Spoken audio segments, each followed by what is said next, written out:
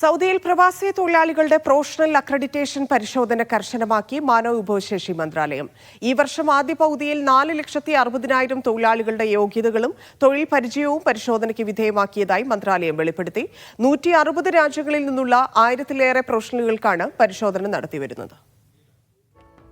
Saudi തൊഴിൽ വിപണിയുടെ കാര്യക്ഷമത വർദ്ധിപ്പിക്കുന്നതിനും പ്രവാസി തൊഴിലാളികളുടെ തൊഴിൽ പരിചയത്തിന്റെ വിശ്വാസ്യത ഉറപ്പുവരുത്തുന്നതിനും ലക്ഷ്യമിട്ട് തുടക്കം കുറിച്ചതാണ് പദ്ധതി.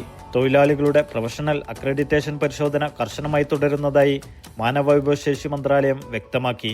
2025 ആദ്യ പകുതിയിൽ 4,60,000 പേരുടെ പ്രൊഫഷനുകളും തൊഴിൽ പരിചയവും പരിശോധനയ്ക്ക് വിധേയമാക്കിയതായി മന്ത്രാലയം വെളിപ്പെടുത്തി.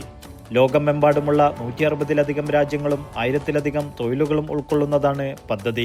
150-ലധികം ആഭ്യന്തര അന്തർദേശീയ കേന്ദ്രങ്ങളാണ് ഇതിനായി സജ്ജീകരിച്ചിട്ടുള്ളത്. തൊഴിൽ വിപണിക്കാവശ്യമായ എല്ലാ സ്പെഷ്യലൈസേഷനുകളും ഉൾക്കൊള്ളുന്നതും പ്രവാസി തൊഴിലാളികളുടെ യോഗ്യതകളുടെയും പരിചയങ്ങളുടെയും സാധുതയും വിശ്വാസ്യതയും ഉറപ്പാക്കുന്ന ഈ പ്രക്രിയ പൂർണ്ണമായും ഓട്ടോമേറ്റഡായാണ് പ്രവർത്തിക്കുന്നത്. പരമാവധി 15 ദിവസം വരെയാണ് ഇതിനായി സമയമെടുക്കുക.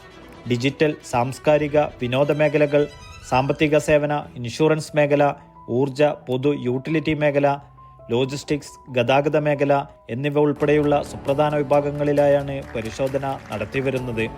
Naushad Irikkur, media 1, Dammam.